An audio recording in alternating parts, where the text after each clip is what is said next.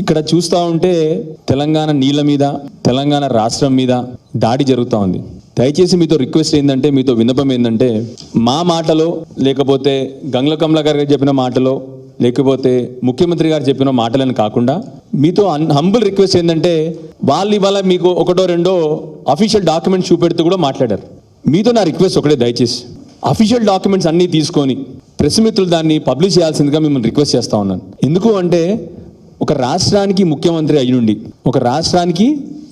అయ్యుండి అన్ని వక్రీకరించి ఇన్ని అబద్ధాలు ప్రజలను తప్పుదో పట్టడము, ఇంత మూర్ఖంగా ఒక రాష్ట్రానికి నాయకుడు ఎవరు కూడా ప్రజల పట్ల, తెలంగాణ పట్ల ప్రేమున్నా ఆప్యాయతున్నా ఎవ్వరూ అట్లా చేయరు.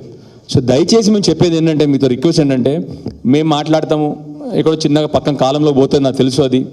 అంటే దయచేసి మీతో రిక్వెస్ట్ ఏంటంటే, నేను మాట్లాడిందో, ముఖ్యమంత్రి గారు మాట్లాడిందో, గంగుల కమలాకర్ మాట్లాడిందో, రవి గారు మాట్లాడిందో కాకుండా ఈ అఫీషియల్ డాక్యుమెంట్ తీసుకొని దయచేసి మీరు పబ్లిష్ చేయాల్సిందిగా కోరుతా ఉన్నాను. ఎంత అసలు